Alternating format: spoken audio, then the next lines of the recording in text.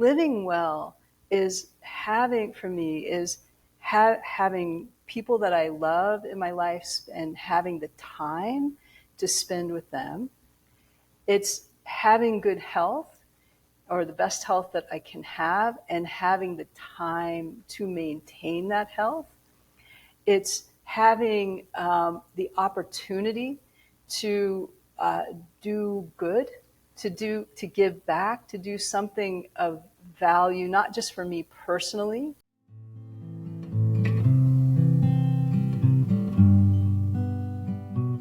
Hello, everyone. Welcome to the Reflections on Living Well podcast, where we explore perspectives on the good life in the 21st century. I am your host, Broderick. I hope you enjoy this conversation.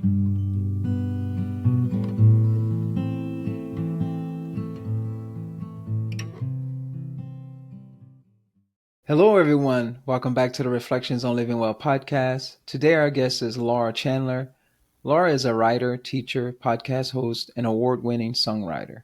She has worked in publishing, music, and video production, and alternative therapies.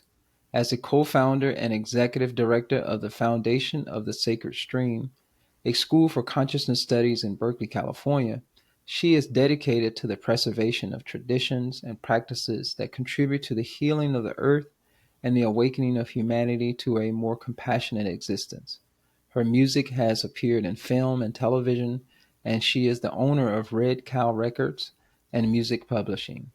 With a background in spiritual, therapeutic, and meditative techniques from around the world, she has worked with master teachers from a variety of traditions.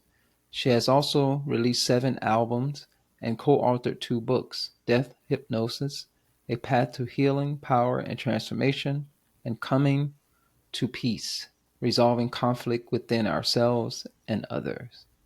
Hi, Laura. Hi, Broderick. Thanks so much for having me on your show. Oh, I'm excited.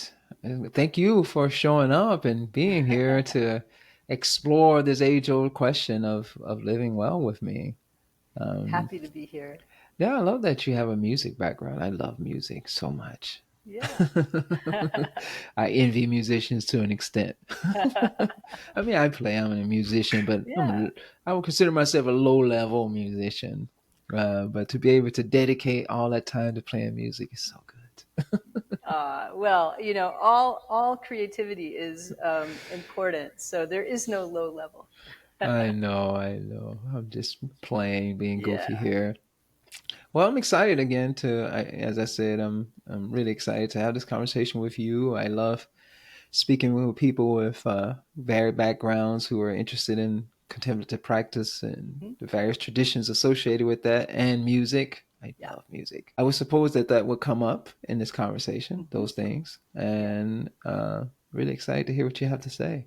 Great. I know I just read that introduction, but I like for guests to also introduce themselves because that's usually a little bit different than the thing we read. Well, I'm just human, so kind of a human being, really, just trying to be. Yeah, I had a career in music, still do to some extent, but I was for a very long time a touring recording artist, and had the privilege of playing with some really big people, bigger than my name ever got. And that was pretty exciting. And I had some songs on commercial radio back in the day. And I learned a lot. I would attribute music to healing, to my healing early on. And, just really, it was just, music is just still a very healing component of my life. And, and I would also say, because music was so, I think the songwriting part of music was the real spiritual connection for me. And and I play guitar, I play some other instruments, but I primarily play guitar.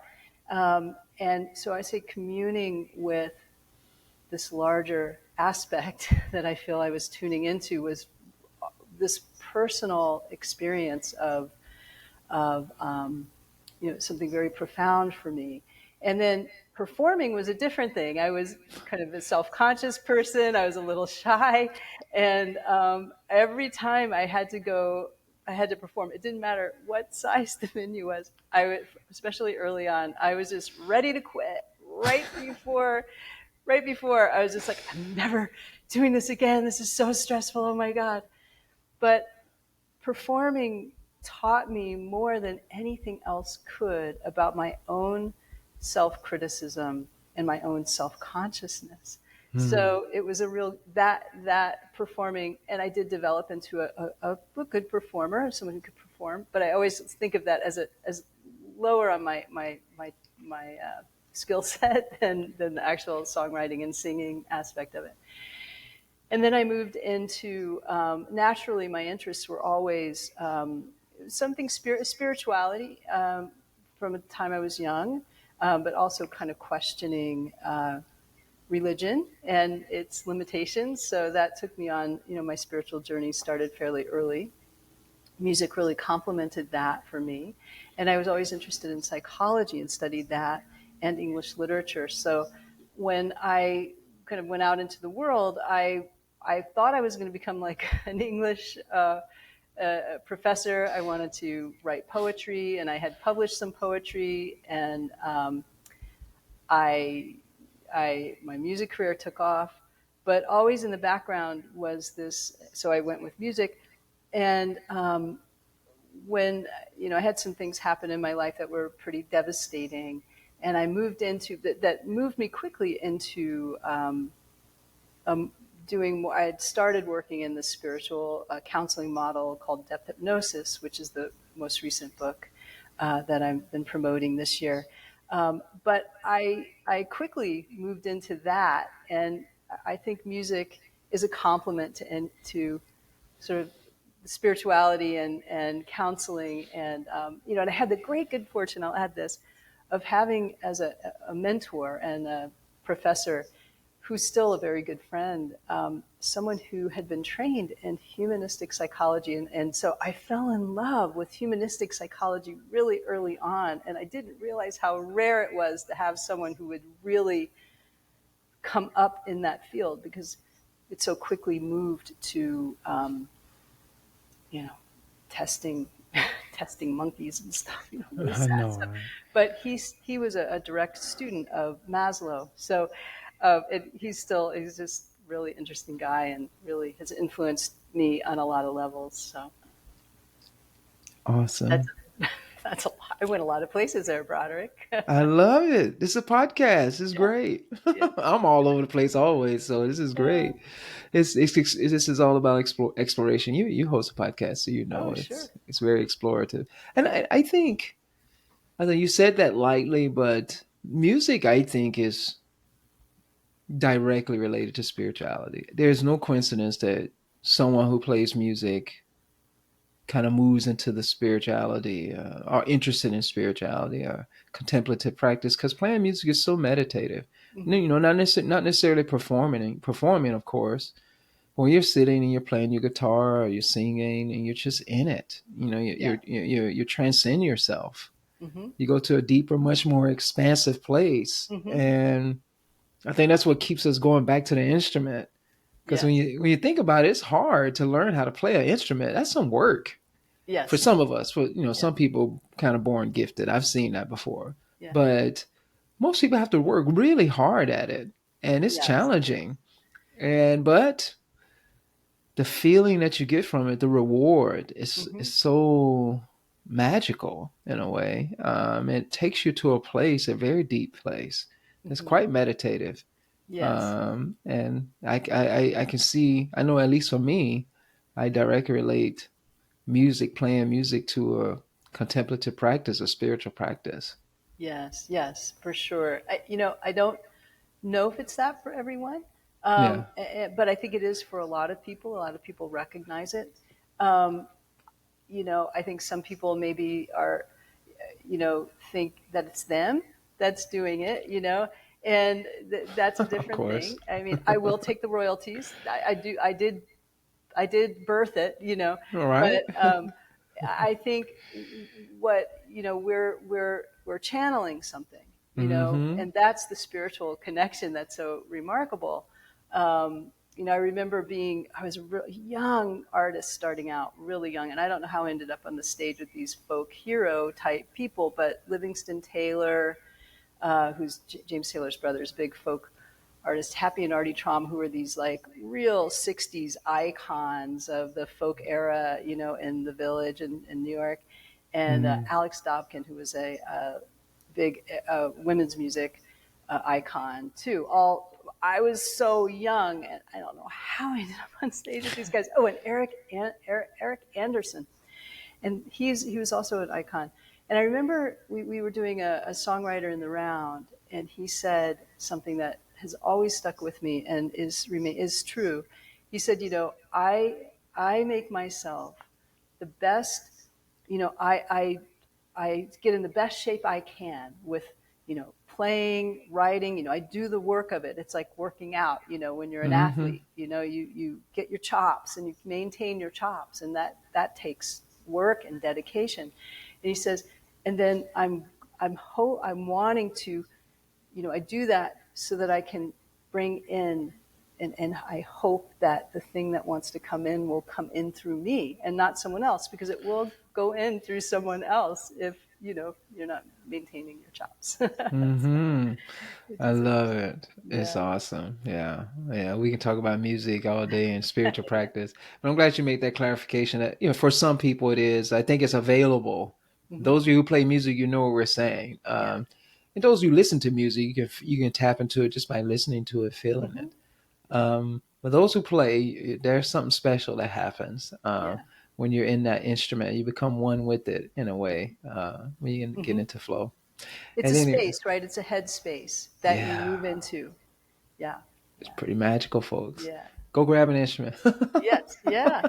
Or anything creative. I mean, Yeah. that's kind of one of my fields that, my next book is about, which is, how we reclaim the creative principle, how we engage creativity in our everyday life, because so many people have been made to think like, oh, well, if I'm not great at it, then I shouldn't be doing it. Or like we've given it this moniker of being an artist, whether you're a painter, a sculptor, whatever, you know, singer, writer, you know, your creativity is just part of your natural being, and creativity is part of everything in life. So if you can, one, embrace it, whatever it is that you feel drawn to, and then, work with that at whatever level, but be in it like you were describing.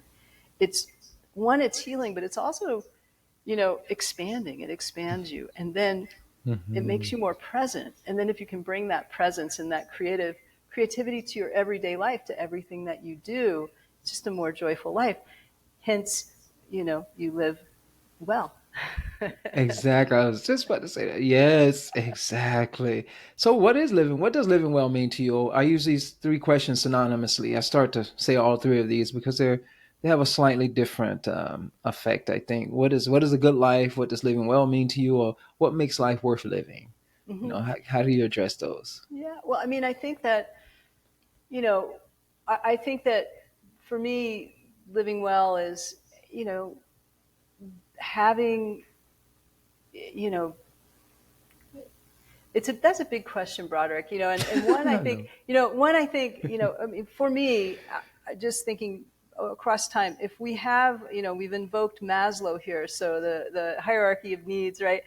If we are able to take care of those basics, right? Like, food, shelter, those kinds of things, then living well is having, for me, is having people that I love in my life and having the time to spend with them. It's having good health, or the best health that I can have, and having the time to maintain that health. It's having the opportunity to do good, to give back, to do something of value, not just for me personally, not so that I can buy that Maserati or whatever the thing is, but so that I can create, and contribute to my community, both locally and globally, and participate in a larger, you know, meaningful life or a meaningful conversation like we're having here. Those are the things that I think mean the most to me in terms of, am I living a good life? you know. Hmm. I love it. You automatically start to, or initially start to talk about your relationship with others. When we talk about this idea of living well, and that's a common theme that I hear from people is however they say it, and I think that's the beauty of having these conversations. People talk about these things in a slightly different way, from a slightly different angle. Mm-hmm. Depends on the day, I've Yeah, learned. yeah. And how how important doing good in the world and connecting with others, and being in relationship with others, such a important piece of this puzzle of living well. And as you said in the beginning, that's a big question. It's a Mm-hmm. hard question to answer, and it's the idea is that it's not necessarily a simple answer to it. That's why I asked it at the beginning of the conversation, because it's let's explore it, let's unpack it, because it's not a simple. It's these three things. If you do these three things, your life is good. Right. Well, okay, good luck with that Yeah, one. yeah.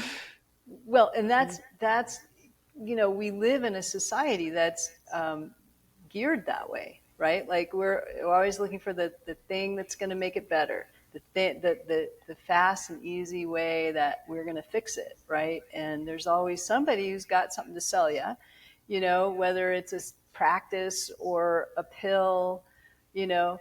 And so, the thing about living well and the thing about being a human is it's like you don't arrive. It's a process until you're dead. then Yeah, then it's a different process, and I think there's something still going on, but you don't. It's not like you arrive and then you rest in it, and it's like you're always. It's a dance. You're always moving with it. You're always flowing with it, right? So there are things that can help you do that, but it requires they require something of you, right? And one of the things it requires of us is waking up, right? It's mm. like being awake to what's more than the what's just set before us, and these achievement goals, which goals can be great, but if you're just in the hamster wheel of achieving without that larger question of what's living well that you pose, um, you might find that you you'll achieve a goal and then you don't feel so satisfied with it, and so then you've got to set another goal. So again, having a goal is a good thing, but also having a larger perspective, being reflective, right? Being self-reflective and, considering, yourself in a larger context, right? And then it gets interesting, I think it gets really interesting because, well, yeah, it gets interesting. It does, because you don't arrive, right? But you're always Mhm. arriving. You're always moving towards arriving. So, are there things that can help us? Yes, there's so many things, like meditation, like you said, or being contemplative. You can be contemplative playing music. I think that music kept me, going and healing until I found other, even more things that could be more helpful. And I'll just mention my book if I can. This is the Yeah. Depth Hypnosis: A Path to Healing, Power, and Transformation. And this is a therapeutic model that Isa Gucciardi developed, and I was working with her early on, and helping develop classes and bringing the modality forward, and helped write this book. But this is a spiritual counseling model, a contemplative, insight focused model, and it offers a lot of different ways of working and deepening yourself. Some people will come to it for like help with depression or anxiety, or an addiction or a phobia, but and it can help those things, And it's always working with the person for them to help themselves with those things and providing different tools for that. But it also, a lot of people are seeking a spiritual path or being called to a spiritual path, and they're not quite sure what it means anymore or how to do it, and so Mm-hmm. really, we have to redefine what spiritual is. But I think that it's this deepening of the self and recognizing these larger aspects to reality, and becoming more and more comfortable with those things. But right now, as humans, what we've done is we tend to move away from, things that feel bad to us or things that are scary, or not reflecting on something that may have been traumatic that we're a little bit stuck in, but we don't recognize, because it feels bad and it's understandable. That's a normal human reaction. Don't move towards the fire, Yeah. But there's also in, you know, kind of this opening to a larger consciousness where you developed a skill at being objective, not or neutral, not cutting yourself off from emotions, but being able to consider things from this more observer perspective, and then go in and do the energetic work. There's a very, somatic element in depth hypnosis, and to any healing. Like when you describe playing music, you're not having a head experience with that. You're having a full body Mm-hmm. physical experience, and it doesn't just feel good, it's doing something, Mm-hmm. right? So that's a little bit about that. But there are many ways to develop that your path, and to be on your path, and to define your path. And that's a tenet of depth hypnosis. You define your path, you define what's spiritual, you define what's, you know what life is, and that's important. That's important. So Mm-hmm. many of us are just giving it up to like the experts, or giving it up to like, the the the the the priest, or the whoever, the whatever, Mm-hmm. and we have to really, the doctor, it's like Mm-hmm. good. It's good to have all those folks involved, but you're the number one player on your team. So you're the coach. You gotta Yeah. make the calls as to what's working. Yeah. So Oh, I love it. All of it. You said so much. There's so many pieces of the puzzle that you brought in such a short period of time. That's it. It's over. No, I'm joking. great, great. But that was great, though. I think, and I've said this numerous times, and other folks have said it, so I love when someone else says this, that we don't arrive. We're arriving. We're on the process. We're on the path. We're in this process to the day we die. Mm-hmm. I love that. Mm. And you mentioned that in and of itself, that awareness requires some type of awakening. We have to wake up. Mm-hmm. We have to wake up to a deeper awareness, a much more expanded awareness. And you threw Mm-hmm. in there that broadening our perspective. There are things that we can do to broaden our perspective Mm-hmm. that can help us in that awakening process. I even think awakening is a process Oh, that ongoing. continues. Yeah, ongoing. You're constantly awakening to different levels or different aspects of your being as a human being, and really taking care of yourself, really shining the light of awareness on oneself, Mm-hmm. looking into ourselves, and having something like death hypnosis to help facilitate Mm-hmm. that awareness of oneself, and then taking charge of ourselves. I get to define my path. I have a say. I can go and reference gurus, priests, academics. It Mm-hmm. doesn't matter, whatever it is. Politicians. That'd be interesting to go reference a politician, but I can see that. And whoever it is, whoever has some form of authority in terms of knowledge or awareness of something that you like awareness about, you can go and learn something and be awakened to some different perspective that you didn't have before. Right. But what do you do with that as an individual? We have to take all of that in and apply our agency and choose how to compile that information, that knowledge, that new awareness that we have into some coherent narrative that drives our lives. We're not saying this, and I think I would suppose that you're agree with me when I say this, that we're not saying that this is easy. Mm. It's just, we're not saying it's easy.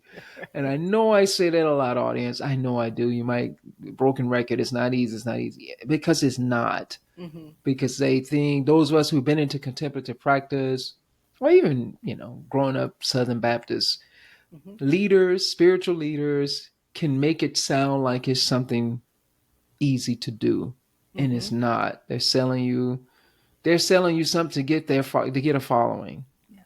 And I Mm-hmm. don't care if they're a preacher saying that all you need to do is just come and get baptized and everything going to magically be okay. Mm-hmm. No. Yeah. Or come by this prayer flag and Right. everything going to be all right. I'm like, Yeah. no. Yeah. Or whatever. Some guru do this meditation technique and everything's going to be wonderful if you do Yeah. this meditation technique. It's not quite like that. It doesn't work that way. It's a process until the day we die. And I love, love, love that you said that, because um, that I don't think we can hear that enough. I still need to hear it. Even though I say it, I still need to hear others say it. Okay, okay, I'm not crazy. Mm-hmm. It's Mm-hmm. just the path. It's difficult. And hang in there, man. Hang in Yeah. there. It's not easy.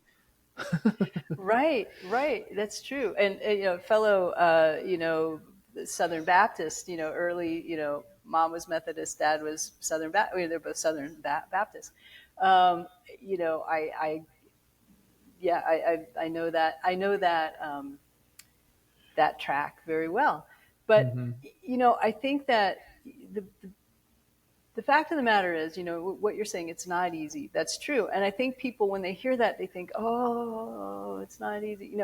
Well, nothing worthwhile is easy. No. Um, and there are moments where it is easy. And there are Mm-hmm. moments where there is just, there's flow. And I think, the Buddhists and the Hindu, they kind of nail it with with the basic tenet that you learn early on is that suffering exists, Mm-hmm. right?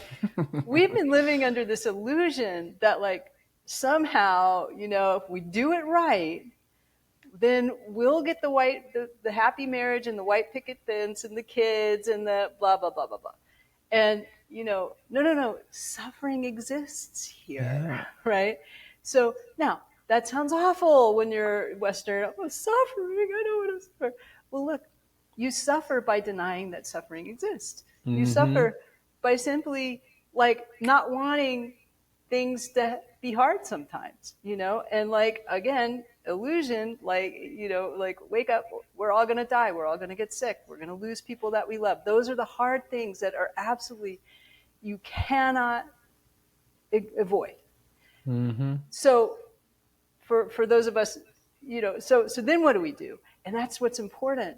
What we do, rather than get depressed and have anxiety and anticipate these things, we develop resilience.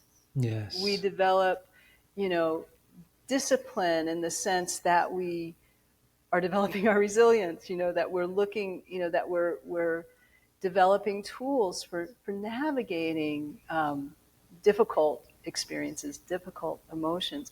And I liken it to like a workout, you know, Mm-hmm.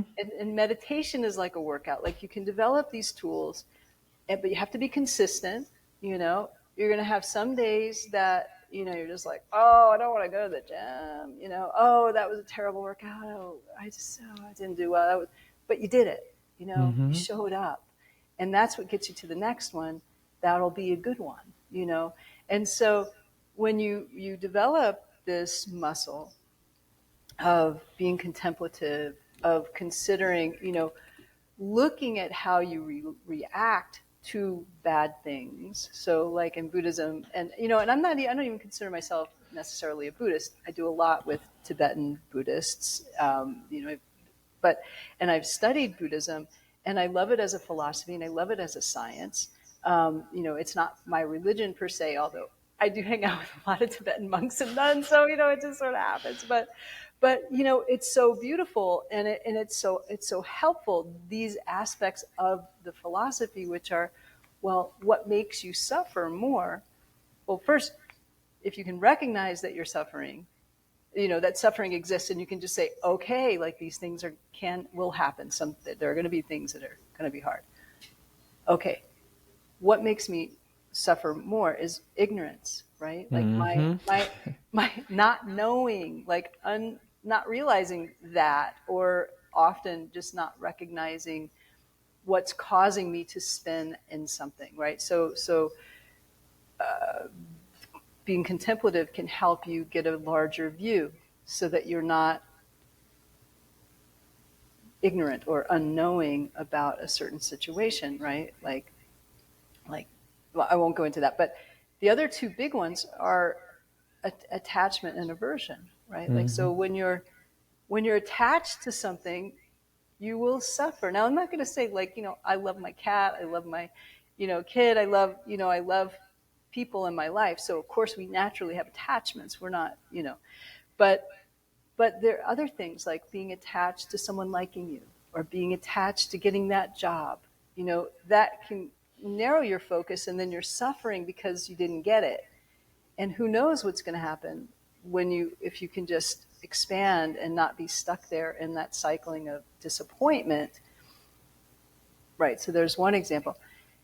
And then aversion is the other thing that causes us to suffer. It's like, I don't want that to happen. I don't want that to happen. I'm going to control everything, like, so when we get a little bit of a skill set around the things that make us suffer more and make it harder to just, kind of swim through, the difficult thing that's happening. And in depth hypnosis, we actually do use the Four Noble Truths, these, the idea that suffering exists, and what causes suffering, ignorance, attachment, and aversion, as a diagnostic model. And it's amazing. It's really, really helpful. Where, someone's coming in with, deep depression or, fear or something. And when you can really narrow in on what's happening, when you look at where they're misunderstanding something, or where they're attached to something, or where they're avoiding something. Mm-hmm. Oh, I just love it. I love it. I love it. I love it. I love how you're able to articulate all that very clearly. Yeah, let's look at this idea of suffering, and like we're saying, it's hard, but it's not. Basically, what we're saying is that in life there's suffering. Life is difficult. There's discomfort, and a lot of it is unavoidable. But a lot of it is avoidable, and what we can do is minimize unnecessary suffering. I love you. You said something. I want to go back to ignorance in a moment, but this is starting hot on my mind right now when you said something about attachment, and when you're attached to your child or your pet or anything like that, when you're like, there's an attachment there. Just objectively looking at it, that attachment will lead to some type of suffering. And there are degrees of that suffering. If you're attached to your child such that you don't want them to leave, you don't want them to pass away, and knowing that everybody leaves, everybody dies, but that attachment is such that you don't want them to pass at all. For instance, that's going to lead to unnecessary suffering. Or if you like, oh, I don't want my kid to die before I do, that's fine. That's going to lead to suffering if it does happen, but it's almost like a suffering that's worth it. I don't want that to happen, and but you don't have to dwell on it. That's the unnecessary suffering part of it if you're constantly thinking about it. That's right. And so these different levels of attachment, there's so much nuance to all of this, folks. It's not just a blanket simple statement. Just that right there in and of itself. Is there some value to attachment to our loved ones? Absolutely. Is there a downside to that attachment? Absolutely. So we have to find a nuanced way of approaching that attachment that we have to certain things. just the attachment to liberation from suffering. Mm-hmm. We can have an attachment to that. Is there a healthy version of that? Yes. Even that healthy version is going to precipitate suffering, discomfort, because we're longing for freedom. Mm-hmm. We're longing for it. Yet that longing is necessary to have that freedom. Mm-hmm. Mm-hmm. So just existing in this body, there's going to be discomfort. There's going to be dissatisfaction. Mm-hmm. If we look at suffering in a broader context, that's just the nature of existing in this body on this planet, Mm-hmm. that we're going to have that. And how do we approach this with mindfulness? How do we broaden our perspective on it? Mm-hmm. How do we look at it with a little bit more nuance and sophistication? Mm-hmm. That makes life worth living. Mm-hmm. It's not that we're going to eliminate all suffering. We can minimize unnecessary aspects of it. Yeah. Unnecessary aspects of, when I say, let's just say discomfort or dissatisfaction. We're going to have that in life. We're going to have pains in our body. Mm-hmm. I do this sport, dance sport, practice martial art, capoeira, and it Mm-hmm. can be painful. Like Mm-hmm. today, I worked out pretty good yesterday, and I'm sore. Yeah. And I'm like, well, it's not comfortable, Right. but the benefit, the reward outweighs the cost. Mm-hmm. Mm-hmm. The experience of it outweighs the cost. And you're like, oh, I get it. Oh, you go on a meditation retreat.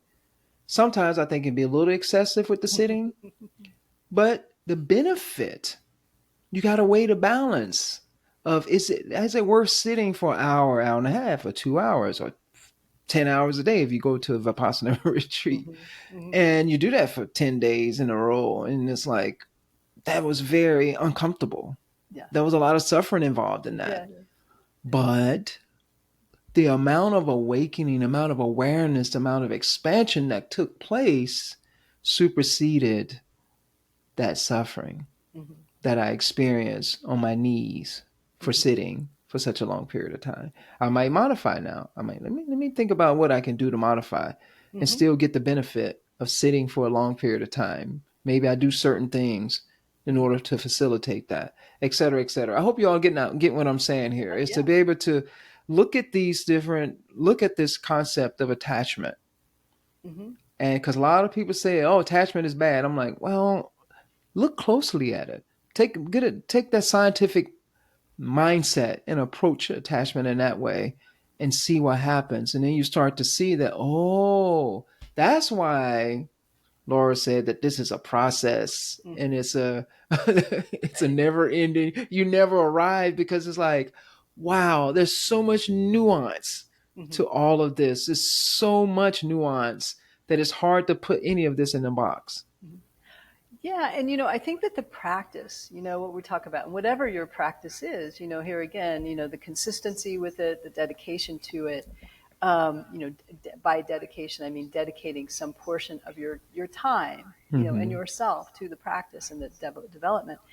What you get is you don't get, a world without suffering, but you get, you know, tools for navigating that suffering so that you Yeah. don't suffer, so as strongly, so that you're more resilient, you're more able to roll with it, you know. And for anyone who's lost someone, and we all do, and Mm-hmm. not all of us lose children, and anyone who has lost a child knows, a depth of suffering that can't really, that's hard to convey, and it's hard to live with. But not but it just is, right? Mm-hmm. It just is. So but you're still living, and you still have, this life, and there's a process that you go through and that you learn about. So it's not like we're not going to have these losses and have these experiences that are difficult for us, each in our own way, you know. Um, but we do have the opportunity and the ability to, you know, cease unnecessary suffering, right? Like, and that we can, what I find is that we really cause our own suffering a lot. There's those Mm-hmm. things that cause us to suffer, but the we are the cause of a lot of our suffering, and because of that, we can reduce that, Mm-hmm. and then have, and just not spend any time like being attached to like, why didn't he love me, whatever it is, and I mean, sure, go through that. That's a grief, the grief of losing a relationship or something, but then having your practice and your resilience and seeing ways of moving forward, and being present. And I think a lot of us, go unconscious to things. We want to not be present to things because it's easier. So we drink and we party and we do, and look, it's fine, have fun. But there's a way we have all of these habits, all of these opportunities to just check out, and that will make you suffer. you know Mm-hmm. so have fun and check in. And who's kind of my like my my the person who represents joy to me is the Dalai Lama, who just turned Mm-hmm. 90, and Desmond Tutu was up there too. But Mm-hmm. those guys could really, they have gone through so much, and their people have gone through so much, and they still show up, and they still laugh, they still have joy, and you know they're, they're a living example. Or Desmond, rest his soul, but the Dalai Lama is still a living example of that, and something we can take away for our own practice and our own, what we strive for, right? Mm-hmm. Yeah, I love it. It's that nuance, folks. It's constantly assessing. And that assessing of our moment, checking in with ourselves and our moment to moment experiences, this doesn't, it may sound stressful, but it isn't. It is that shining that light of awareness on our moment to moment experience. It brings us present. Mm-hmm. And so we don't get so captured by the rumination in our minds that precipitates unnecessary suffering. Mm-hmm. That's one trick, one aspect of it. But it also does something which you mentioned earlier about, I mean, because in yoga we talk about the kleshas, and this classical yoga and Buddhism, they were having, people are not aware of this, except for academics or and some scholars, that there was a discussion and they were feeding off of each other, Mm-hmm. Buddhists and Jains and yogis, and they were, you know, taking ideas from each other, and this idea of ignorance Mm-hmm. and not knowing who we really truly are. Mm-hmm. Now, of course, a Buddhist, different sects of Buddhists, going to look at that differently than, say, a yogi, a classical yogi. You're going to look at that slightly different, of course. But the idea is that we lack knowledge of the way things are, the way things truly are. And when we check in with ourselves, we can enhance our awareness. We can enhance our knowing about the way things are by checking in, by looking, by observing, taking in the data from our moment to moment experience. Oh, wow, I'm suffering now. That's interesting. What's happening? Where is this coming from? That's right. How do I fine tune this? I'm going through grief, which is appropriate for whatever circumstance you find yourself in. If you lost a loved one, or even out of a relationship, or I don't know, you're a college student, you fail a class. You're going to go through a moment of grief, and you look at it, you observe it, and you work through that process, but you don't get stuck there. Mm-hmm. You don't. Are you going to be attached to the idea that you should have passed that class? It's a silly example, but it's a real thing that college students go through. Um, are you going to be hurt? Yeah, you're going to be like pissed off that you didn't pass it, and you're going to blame yourself and the teacher and everything else. You're going to go through that process. But when you are really a sensitive, or you shine a light of awareness on your experience and start to ask yourself these questions: why am I feeling this way? What could I have done differently? What am I feeling like? What's happening here? Why am I so attached to this? Can I let this go? All of that is that process. And that's what you're talking about with tools. Having the tools to go through that process, be it depth hypnosis, be it a meditative practice, and there are tons of different ones out there. There's all types of things out there that you can do to help facilitate a mitigation of the unnecessary aspects of suffering. It doesn't mean that you're going to not experience unnecessary suffering. You will, because you're human. But you can mitigate it and you can learn from it.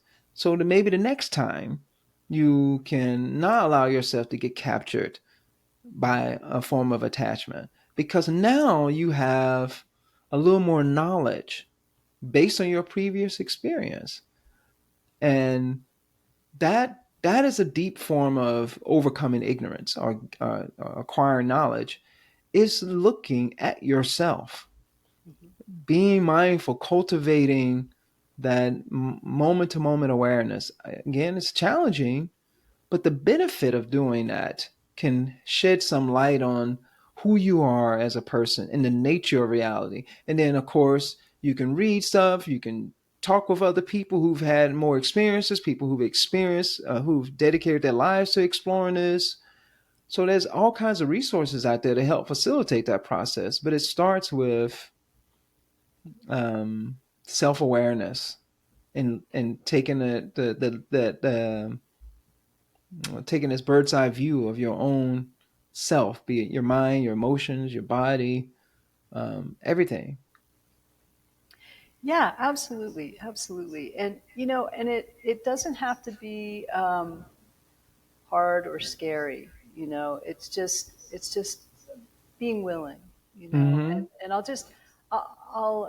and also finding your own way with it. I think Mm-hmm. in our culture, for instance, I have clients and people will say, "Oh, I'm not any good at meditating. That just doesn't work for me." Okay, so number one, okay, maybe that's true. Maybe you don't. Maybe it doesn't work for you.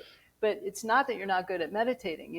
We have this. Our culture is so like competitive. It's like, I'm going to have a meditation now. Oh, I suck at it. It's like, no, no, no. That's the whole point. It's Boy. like, especially when you're doing like a shamatha or a breath meditation. It's like you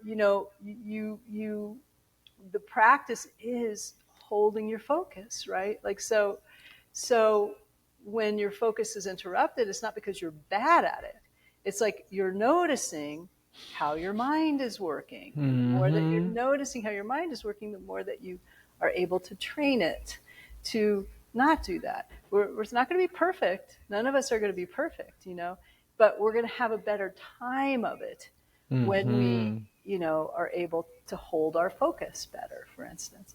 And I'll just share personally, when I was maybe 12, I started having a cyclical depression. I didn't even realize that I knew that I had really rough time, but it wasn't until I was like in my 30s, I was like, I think I have depression, and I'm so glad I never got on any medications. Not that there's anything wrong with being on a medication. I think that it can be very helpful. I think we overprescribe in this culture because we're a pill popping culture. Like, that's going to help me, then we get dependent on it. And I don't think that's why it was developed. I think they were developed to give us a ground, to help us, you know, to help us, then be able to work and do it for ourselves. But I do think medication is important. I don't know. Sorry, I don't mean to be sidetracking into that. All But I good. think, and different people have different needs with that, and there's nothing wrong with being on a medication. But for me, I just muscled through it, and also music helped me through it. And when I finally realized, as I started getting more self-aware and more understanding about this, I could see that, like, a depression, I would start feeling it was like futility. It was either overwhelm and futility, like, oh, it's happening again. It's like I'd be happy and then think, it'd come on, and you start getting. Became more aware of what triggered me. But first, I had to be willing to sit with it, And what I found, without the help of like any instruction or any spiritual practice per se, I became more into those things a little later, but I noticed how, if when I was fighting it, because I didn't want to feel it, and then I'd feel worse, right? It would last longer. Like it could last days and days. But when I started to sit, just let it, just like, oh, here it is. Okay, it's here. It would only last a couple of hours. So Mm-hmm. that was like just the self-discovery, that okay, being present with it, not fighting it, right? Like, so attachment, avoidance, I had both of those things going on with this Mm-hmm. cyclical depression.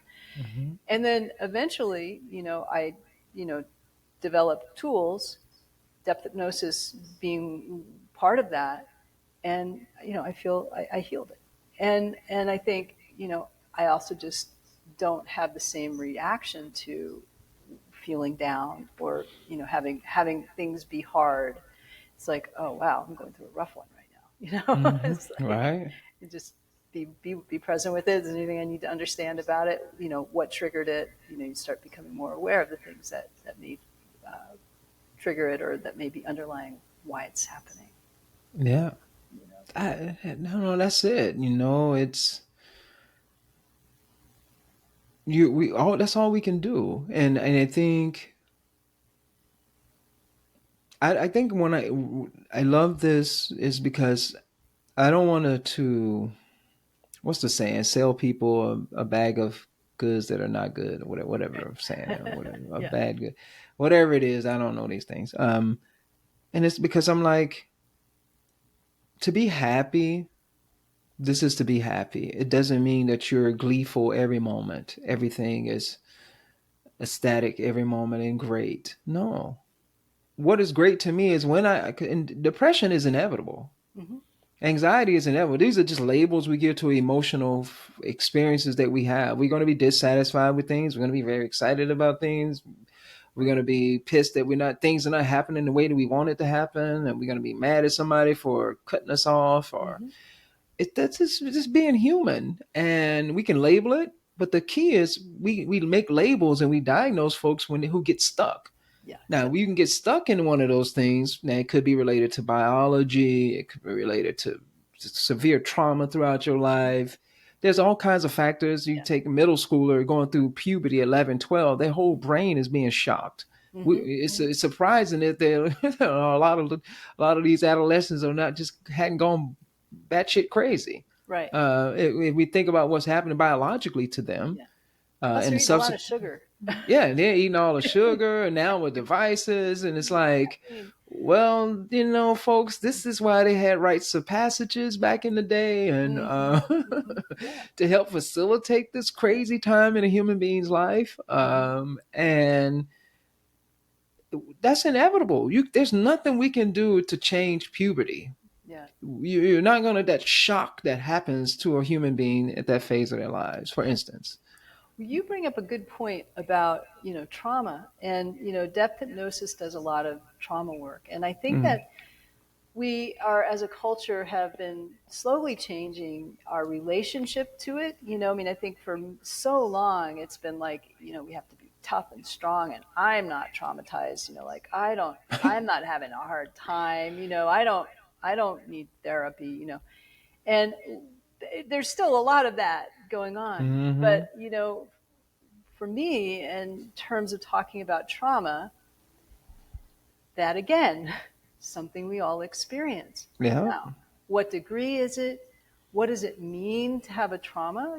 Like I would say from, the depth hypnosis perspective, a trauma is something that when it happens, it causes your psyche to become stuck cycling in it at some Mm-hmm. level.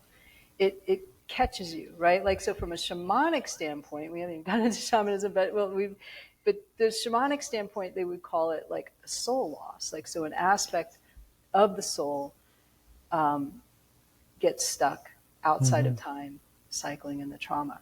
Now, however you relate to it, it's like when something happens, and it doesn't have to be that big. I'll give you an example I like to use. It's like you could be 4 years old, you'd be at the grocery store with your mom, and you get lost and separated from her. And that is the first time you've ever had that happen, and is the scariest thing you've ever experienced in your short life. Now, For some people, that could scar them, right? That Mm-hmm. could be a trauma that causes them to become stuck in a particular way, like without realizing it as they grow up and, educated and have life, and there's some part of them that's still being informed by that experience. And what happens when we have a trauma like that is, and so this is like a small trauma seemingly, but not to the 4-year-old who's never had that happen. So we, in a trauma like that, we may tell ourselves something, right? So what we may tell ourselves is, I could lose my mom, and I can never ever, I need to never let the person I love out of my sight. I'm overly simplifying, but we become, like attached, right? I can't ever trust that. I have to be always see her, always, Or we could have someone else, same experience, tell themselves, can't trust anybody. Can't trust them. Like, I'm on my own. Now, somebody else doesn't bother at all. Grocery store person gives them a lollipop, finds mom. It lasted all of 4 minutes. And they're all like, fine. So, but the two people who have the opposite responses, clinging and then, attachment disorder, they, now, in depth hypnosis, we don't say, but we consider that it might be, you might have a past life karma. This might be a core issue. Maybe it's a core issue for this lifetime that's being brought up for you to examine. If you don't believe in past lives, that's fine. You can be just a core issue that that starts to recur, right? Like you'll have recurrences of this, like, oh, he always leaves me, or oh, I can't have relationships. Why am I not able to have a relationship?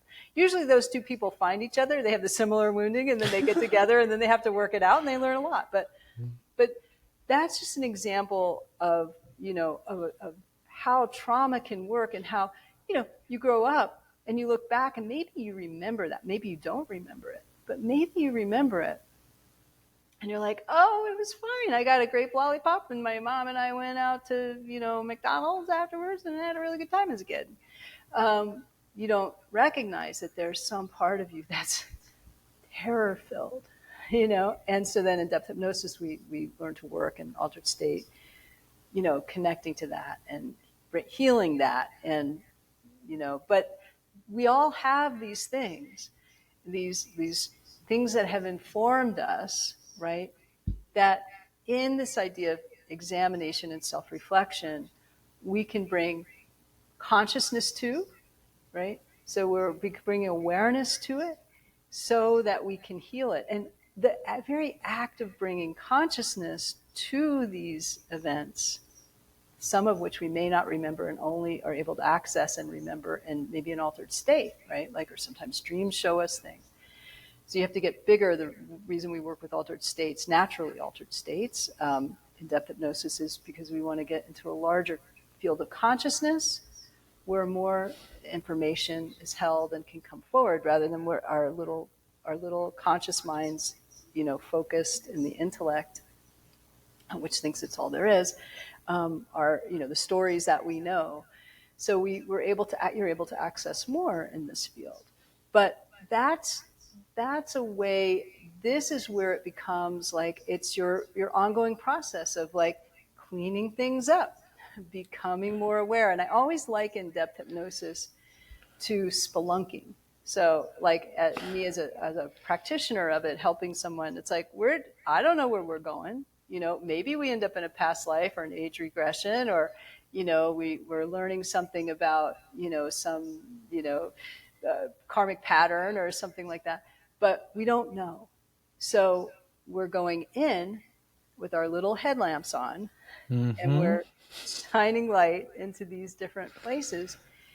And that to me is, I'm going to make a jump here, Broderick, but when people talk about enlightenment, that's what I think is part of the process of enlightenment, is bringing light to these shadow aspects of ourselves, to the things that are hiding in the shadows. And once we bring light there, and it's work, but once we bring light there, it can't hide anymore. And therefore, as Jung has said, you can't run you anymore. And so it takes a while.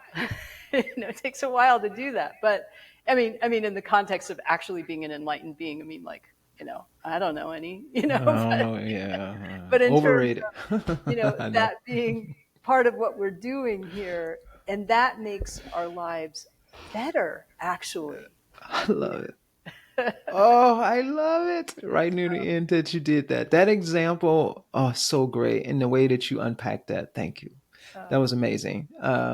Audience, you should go back and listen to that again because yeah, really, that was beautifully the way that you really drew that out and spoke to that. You gave a simple example of what when they refer to as a traumatic experience and what that experience does and how we can get stuck into this psychic pattern.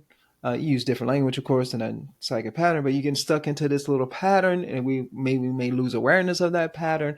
That thing is affecting our decisions, our choices, and shining the light of awareness, going through that whole process that you just mentioned, is going to help us transcend that stuckness or release or let go of that stuckness. I love that. I mean, there's so many places I want to go there, and we'd be here all day if I do that. But I there you spoke to so many different things in just that little short period of time about this process of awakening, this process of enlightenment. I think it's all a process to be awakened. I don't really know what the hell that means. To be enlightened, I really don't know what that means either. But to be on the path of awakening, to be on the path of enlightenment is what you're talking about. And it's awesome, folks, because you have more freedom. It's the path of liberation. And you become much more free. You have much more degrees of freedom to experience yourself in the world because you have this deeper awareness. You've awakened to much more.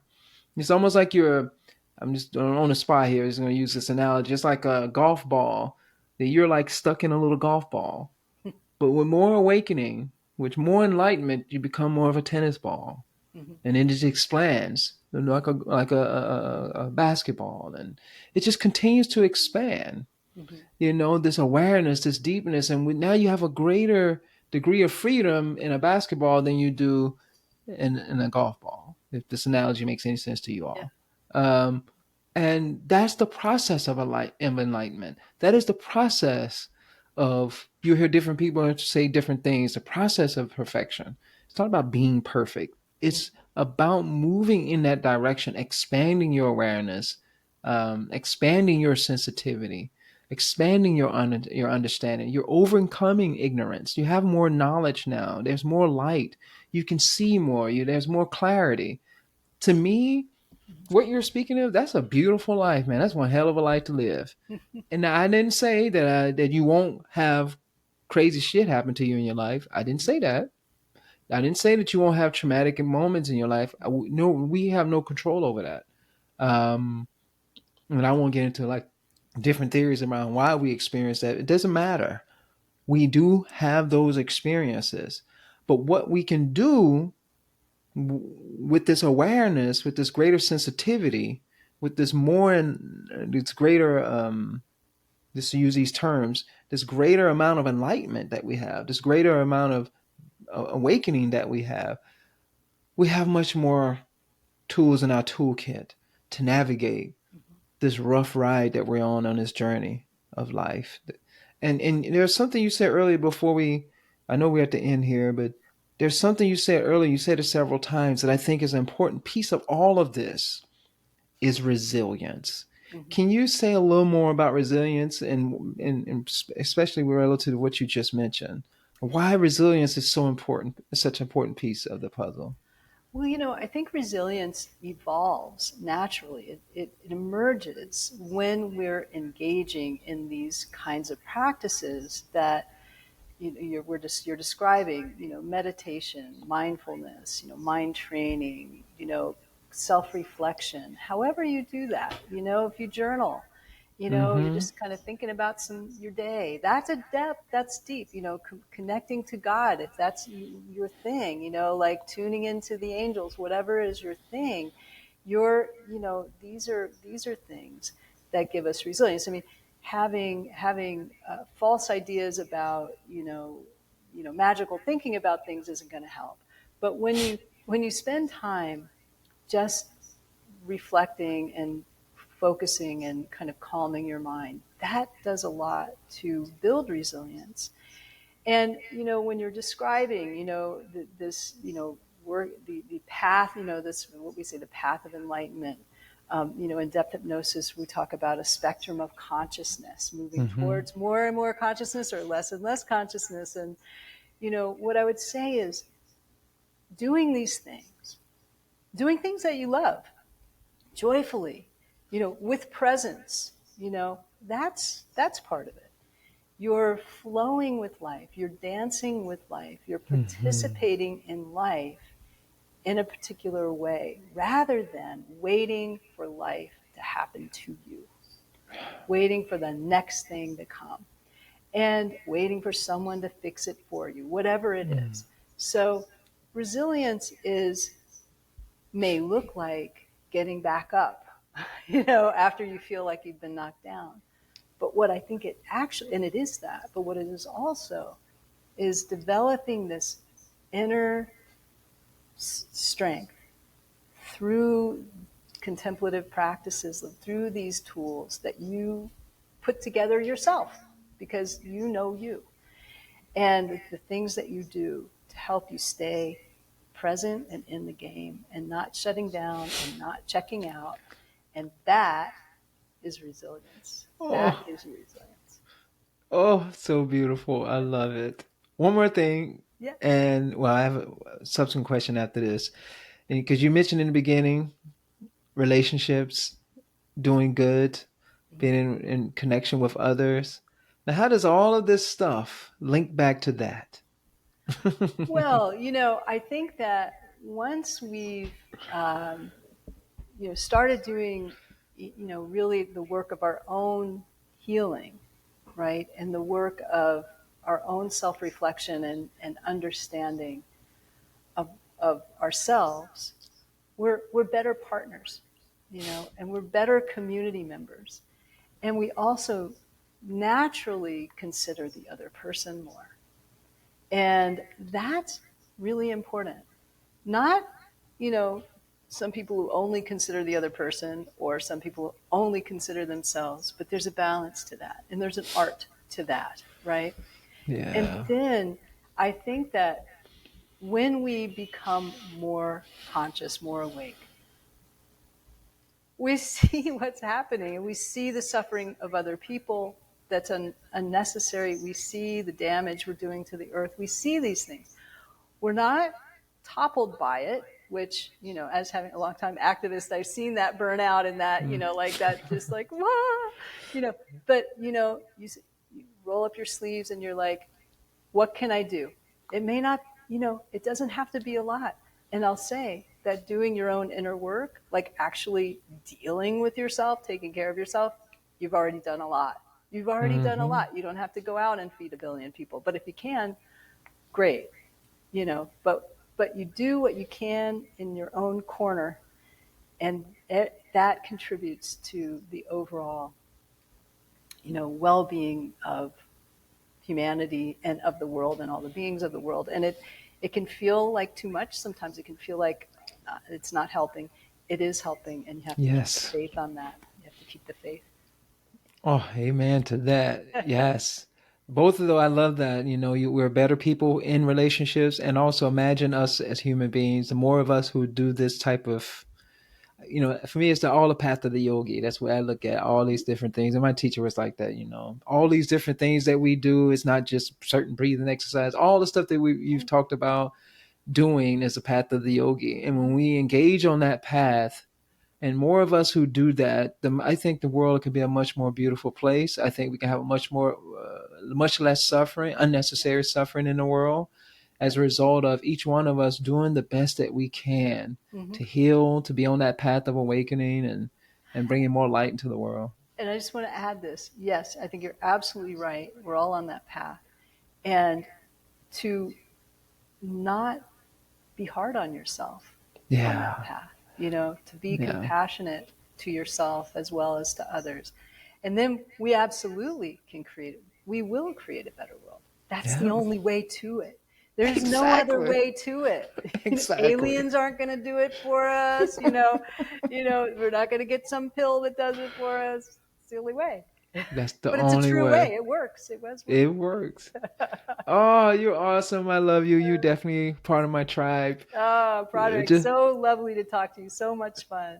yeah, just all of what you just said is just great. I think that's the vision that I have. That's the whole vision. That's the whole reason why I'm doing this podcast is to encourage this process of that because I think it's the only way. And I think it starts by asking the questions, having a conversation about it, and exploring these ideas. And from that exploration, we may choose to engage in some action that help facilitate. And that action may be depth hypnosis. It may be meditation, and it may be some kind of physical exercise. I think all of those are important. Some form of counseling, therapy, talk, something, some form of self-awareness practice, some form of physical exercise, etc. I think all of those are important. Now, each one of us is going to be find what works best for us, but I think these things are, I dare say, necessary in order for us to have a more beautiful world, to have a world where there's a reduction in unnecessary barbarism that we are seeing in the world. And it starts with each one of us. It starts by doing a lot of the stuff that you just spoke about today. Yeah. So, are there any final words that you have for the audience before we sign off? Oh, I think we covered it. I think, stay hopeful, stay happy. I mean, and to keep the faith and stay happy. I think the Dalai Lama says, no matter what, never give up. Mm-hmm.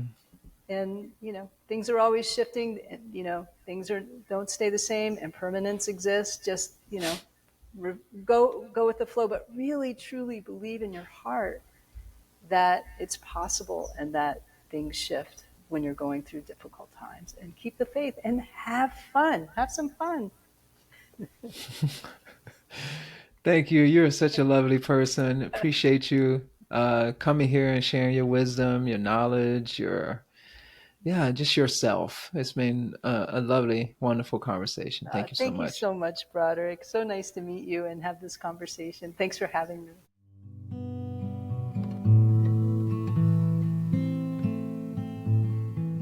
Thank you so much for tuning into the show.